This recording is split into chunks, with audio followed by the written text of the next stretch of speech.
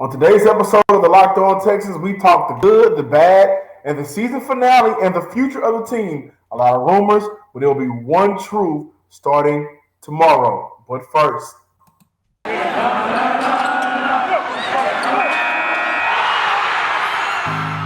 you are Locked On Texans, your daily Houston Texans podcast, part of the Locked On Podcast Network, your team every day.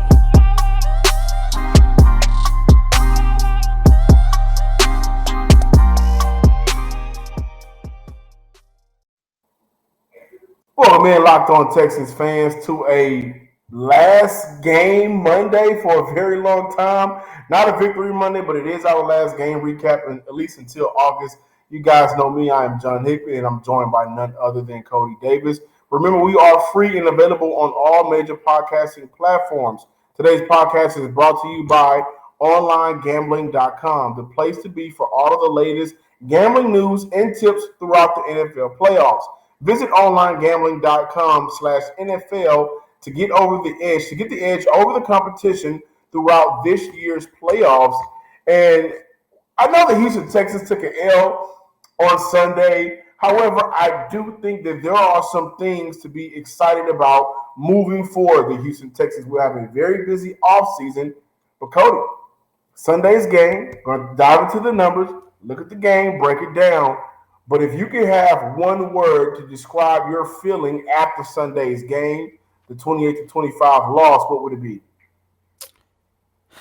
One word would kind of be hard, but if I could just sum up my feelings, I would just have to say at the end of the day, I am proud of what the Houston Texans in 2021 accomplished. And look, I get it. Yes, this was a very bad season. I mean, sometimes me and John came on here. There was multiple times throughout this season, him and I joked on whether or not we should pre-record the recap and just edit in the score because we were saying the same thing constantly over and over, especially during that time midway through the season when they went on an 8-game losing streak. However, I do want to say this, and I also think this is something that Nick Caserio and Jack Easterby and whoever else calling the shots inside NRG Stadium needs to take into consideration.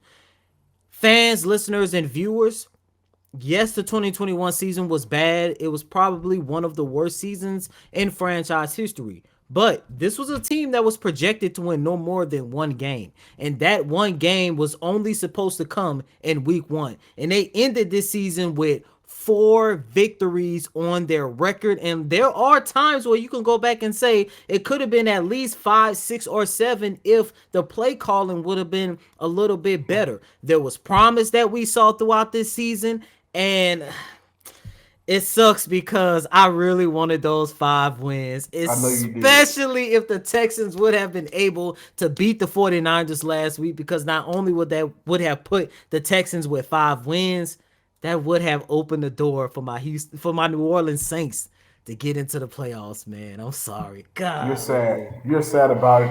It hurts. But on Sunday, I do want to break down what we saw from the quarterback, Davis Mills. Davis Mills, at one point, had attempted 14 passes of 14 or more yards, which is his season high. On those throws, he was 18 of 14 for 184 yards and 2 touchdowns. The 30-yarder to fellow rookie wide receiver Nico Collins in the fourth quarter gave Mills the franchise single-season passing record for a rookie, which is now 2,664 yards, that was originally set by David Carr. And guys, remember, he didn't get the opportunity to play a full season. He didn't get an opportunity to start the season as a starter. Davis Mills at home, 13 touchdowns compared to only 1 interception. And so this is a young man where we look at the chaos. We look at the who's going to be coach, who's going to be a new coordinator, who's going to be brought in, who's going to be let go. We look at a lot of storylines surrounding this team. But I think it is fair to say for at least one more year, the third rounder that was found, I'm not going to say out of nowhere, because when you find a prospect like that, you do your due diligence and your research on who he is, right? But that third-round quarterback may possibly be, I'm not saying he is as of right now, but he may possibly be your next actual franchise quarterback, not a bridge quarterback, Not a quarterback that can hold it down for a year or two, but a guy that you would expect to be here for the next couple of years. Now, I do want to look at the game on Sunday, the 28-25 loss to the Tennessee Titans. Davis Mills over 300 yards, 301, 3 touchdowns, 0 interception, 23 or 33 from the field, 2 sacks, a 69.6 QBR, but a 128 passer rating. As a team, the Houston Texans only rushed for 64 yards on 21 carries, totaling 3 yards per carry. Danny Amendola, who, we joked a lot about him being 36. We joked a lot about why would you keep him over Anthony Miller throughout the year, but this is, I want to say, his second big game of the year. When we look at Danny Amendola, who caught 7 catches for 113 yards and 2 touchdowns, kind of looked at Rex Burkhead a couple of weeks ago. Like, do you bring him back for next year for whatever presence that you want on your roster? Then a couple of days later, which we will get to in the next couple of days here on the show, Rex Burkhead is getting an extension for the following year. But Danny Amendola had a great game. Nico Collins, after being held to 0 catches in the first half, he came out in the second half with 3 catches and 67 yards. When I look at the Houston Texans as a total, they lost the time of possession 33-26 to the Tennessee Titans. I mentioned the 64 rushing yards on those 21 attempts. 4 penalties for 65 yards, including that big 45-yard penalty on Eric Murray that erased the Lonnie Johnson interception, who, by the way, I want to pause the show. That young man was benched. That young man this season went through a lot of adversity. But what I will say is, if I'm the Houston Texans, I look to try to bring him back for next year. I don't necessarily want to move on from him because he played a damn good game at cornerback. I think he's back. He's back in his more natural position. He's looked good at corner, but on yesterday, I think he looked phenomenal given his circumstances at the cornerback position. The Texans had 18 first downs, 11 of those coming through the air, the 7 coming on the ground. No first downs due to penalties. 4 from 11 on third down, 1-on-1 on fourth down. Again, they did everything that they could possibly do late in that game to try to make it a game and try to spoil the Tennessee Titans' chances as becoming the number 1 AFC seed. But first half was a lot for them to handle, and they eventually lost the game by 3 points. Yeah, John, and look, I'm looking at this game in 2 ways, and it's almost similar to last week, speaking of that game against the San Francisco 49ers, where it was a tale of 2 halves. Last week, they were good in the first half, bad in the second. This week, they were bad in the first half and good in the second half. And I know you're going to get into why the Houston Texans should improve their offensive line. And I agree with you. However, I don't know if they should use their first round pick on an offensive lineman. That's just me. But what I will say is this. I'm going to let you talk about the offensive line. It doesn't matter what they do to this O-line until they revamp this god-awful backfield. Nothing is going to get done with the Houston Texans rushing attack. John, I understand it. I get it. 2 weeks ago, we sung Rex Burkhead's praises because he had a game where he recorded almost $150. It was one of the best games that we've seen a running back have here in the city of Houston in a very long time. He deserved it. But John, the Houston Texans decided to re-sign this man and bring him back for the 2022 season. Now, once again, I understand it from a standpoint that this is an organization who is still trying to set their culture, and Rex Burkhead is a guy that is going to be a leader in that locker room.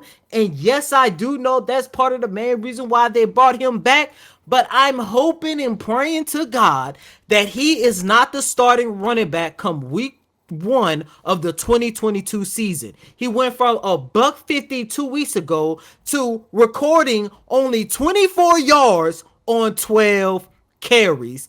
That deserved a 1-year extension? Really? John, you could talk about the offensive line, but Rex Burkhead did not show his worth in that game on yesterday.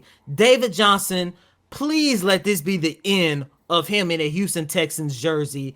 I don't care what they do or who they bring. If Nick Caserio and the Texans organization do not do anything else, they need to make sure that they revamp this backfield, because this cannot continue to happen. This is the second season in a row this backfield has been god awful. And as a matter of fact, John, you can let me know if you agree. I think this version of the Texans backfield in 2021 might have been by far the most disappointing position group of the entire season. It was just a disgrace, man.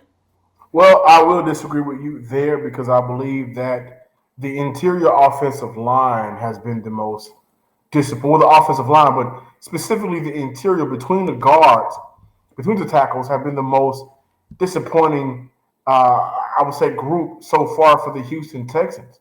And when this trade with Deshaun Watson goes down and the Houston Texans get those picks back, they should absolutely draft an offensive lineman in that first round.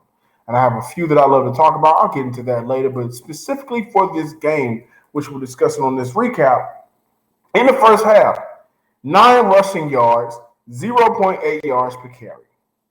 Now, the carries between the tackles goes as follows.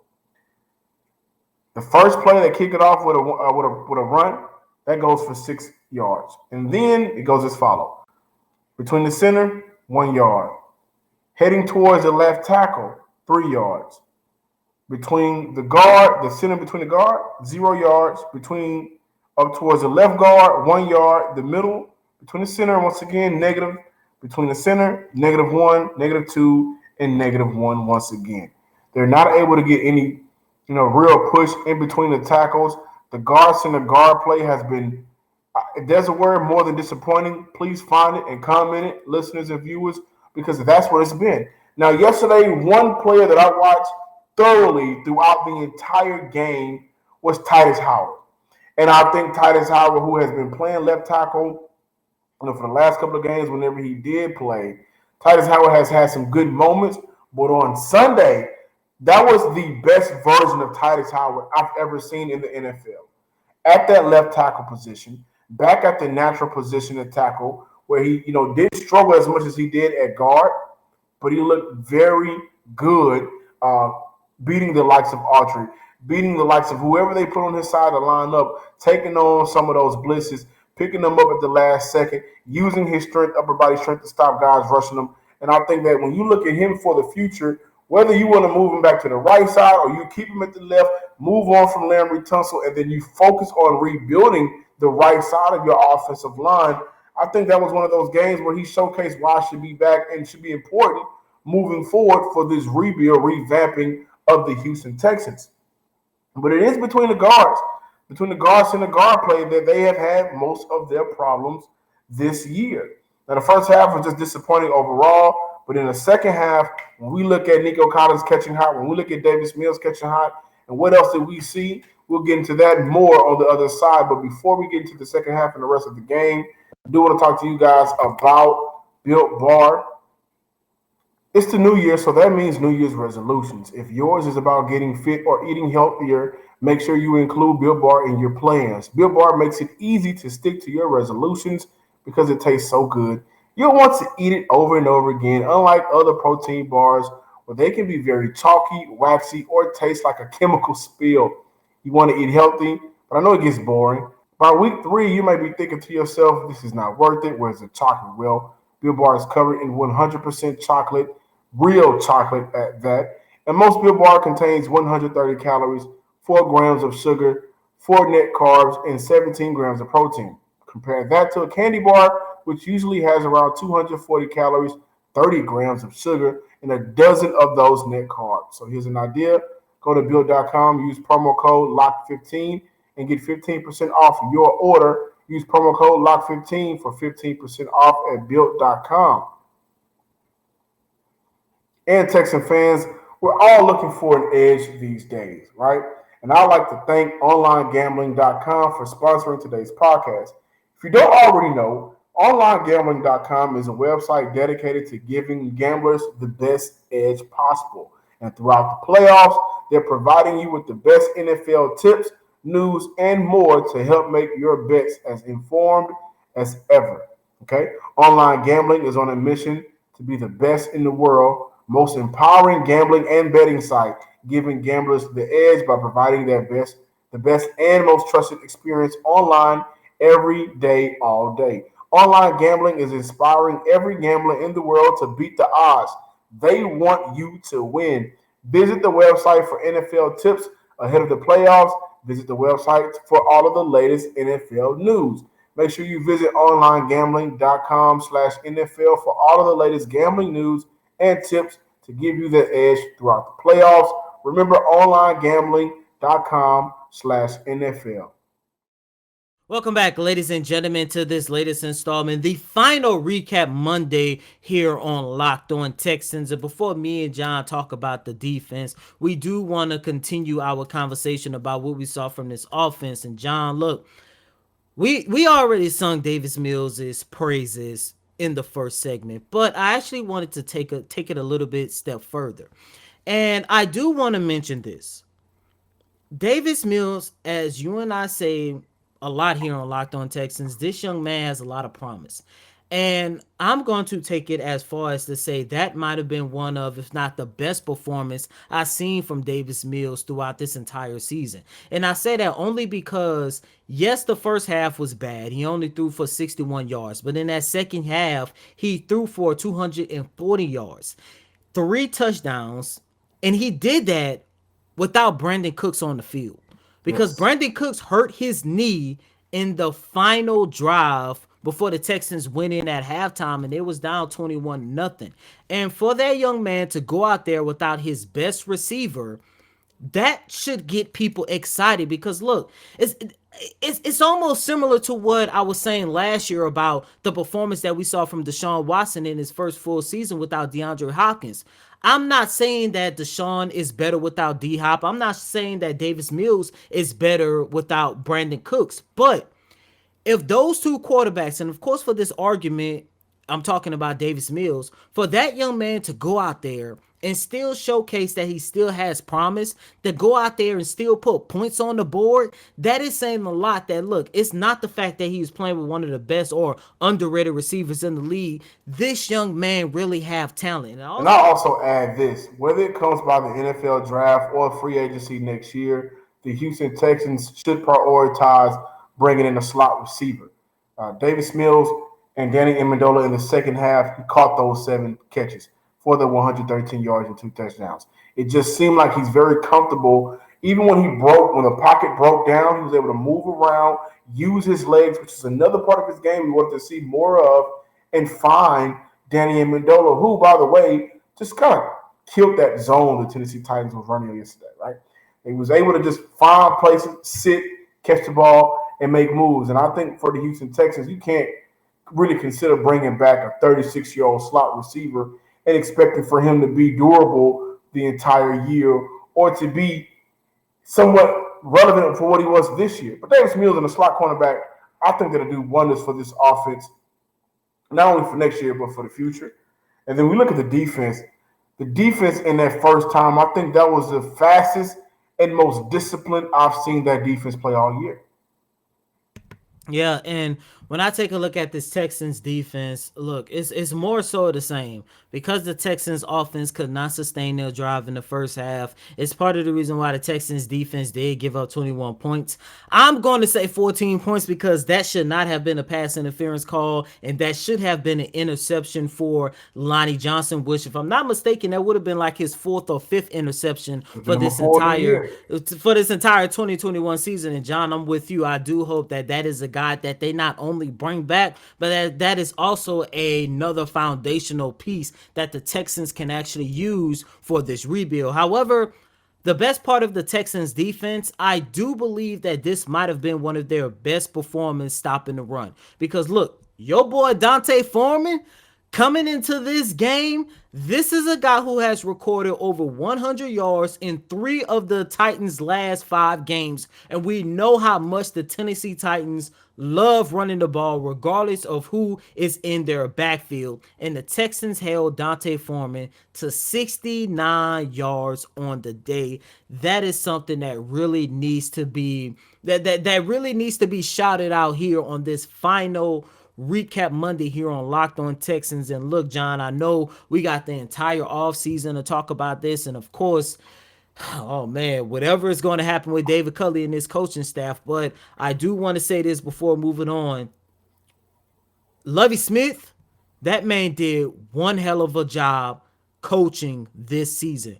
Because for Nick Caserio to find a band of misfits on defense and to have them top 7 in takeaways after they recorded, what was it, like 5-6 total takeaways the entire 2020 season, that is saying a lot. Lovie Smith did a damn good job coaching this team on the defensive side of the ball.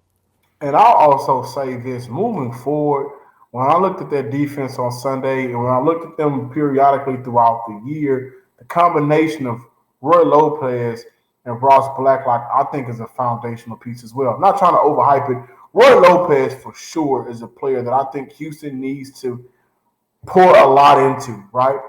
Make sure he's more doable throughout the games. Because at times we may see him for a drive, a play or two on one drive, that he'll miss drives, right? I know playing that 0 or that 2 wide position, you may pick and choose when you want to use him, but the run defense is significantly better when he's out on that field. He makes linebackers' job so much easier to flow through gaps and make plays. He made Kamu Grugier-Hill job on Sunday so much easier. Christian Kirksey's job on Sunday so much easier because of the way he's able to eat up those blocks and push the center or guard back and allow them to kind of just free range and read wherever the running back is going. So he's a player that I actually love. And Vita Vea got his extension, I think the 4-year, 72 on Saturday or Friday. He reminds me a lot of Vita Vea, and Houston got a big steal. For Ross Blacklock, I've said it a couple of times before, I think he's an offseason away. On Sunday, he has some of those moves that he's just working on. He's getting better. And I also think he's another player that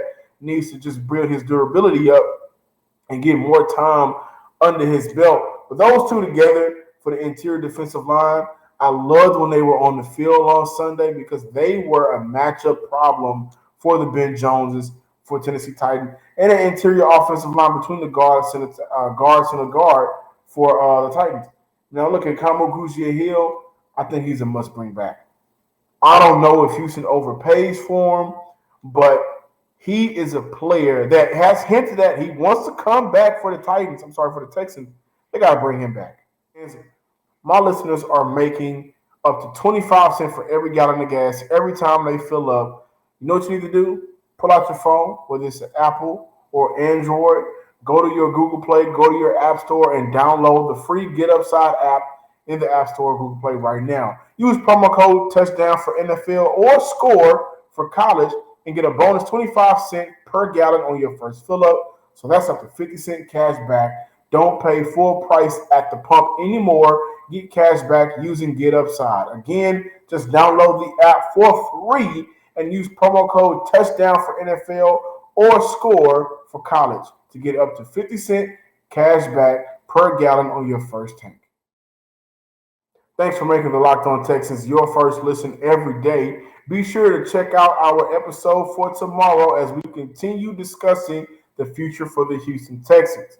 Now make your second listen Locked On Bets, your daily one-stop shop for all of your gambling needs. Locked On Bets, hosted by your boy Q, with expert analysis and insight from Lee Sterling.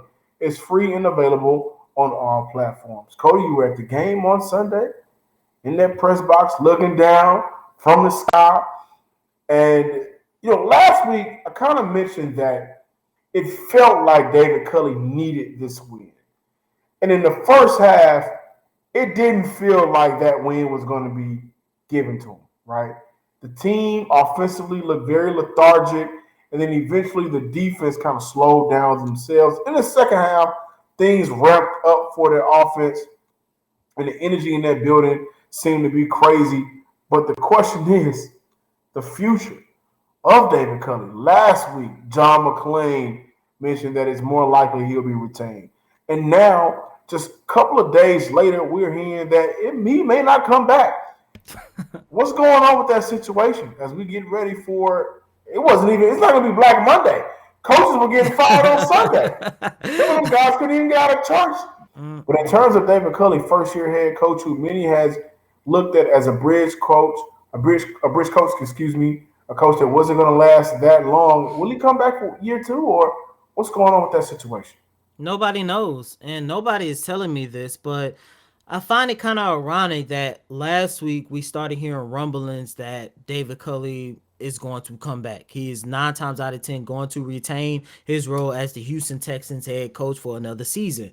And in the next 48 to 72 hours, all of a sudden we start hearing rumblings that, yeah, he's on a hot seat and he is likely going to be fired come Monday, Tuesday, or Wednesday. I say all that just to say, John, listeners, viewers, look, by the time you guys listen to this podcast, we're going to start seeing the first batch of head coaches to be fired on this Black Monday. And I'm wondering if there is a surprise firing that the Houston Texans had on their radar. And they're looking at this from a standpoint of that's a guy that we want as our head coach, and they are moving on from David Culley. Now, once again, nobody is telling me that. That is just my speculations about the whole thing because, John, like I just mentioned, I find it kind of ironic. I think we talked about this last Wednesday or last Thursday.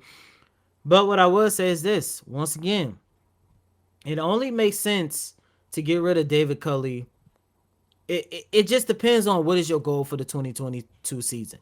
If your goal is to compete, become relevant, reach a ceiling nobody think you guys can reach, which is possible given the promise that we're seeing from guys like Davis Mills, Nico Collins, and the rest of these young guys, then you move on from them. But if you are still going to be in this god awful rebuild stage again, you got to keep him around because after yesterday's game, we talked to Davis Mills, we talked to Kamaguje Hill. We talked to, I think, Jaleel Johnson, if I'm not mistaken. No, Malik Collins. We talked to Malik Collins. And we also talked to Nico Collins. I say all that just to say every single one of those guys talked about how much they love David Culley. And like I mentioned, every single time we talk about whether or not David Culley is going to be here or not, he has the respect of that locker room. And those 50, well, I was about to say 53, but 52 men inside that locker room, they love David Culley and they got a lot of respect for that guy. And it's hard. It's hard to say, man, but we're gonna find out sooner rather than later. Yeah, Cody had an opportunity to ask David Culley as of right now, how did he feel about his job security? And he went on to say, I'm just looking forward to tomorrow and exit meetings with our players.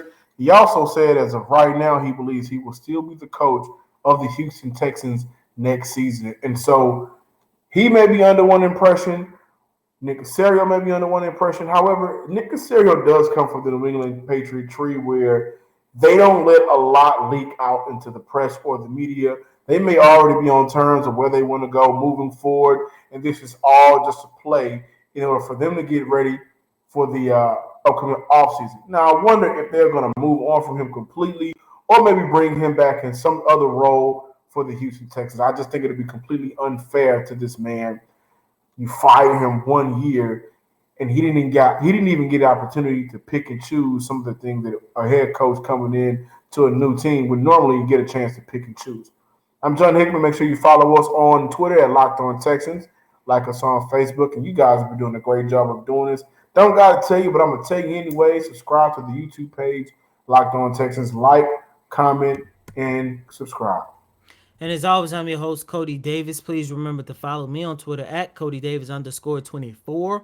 Once again, that's Cody, CotyDavis _24. And that 24 is for the total number of rushing yards Rex Burkhead had, and that awarded him an extension for the 2022 season.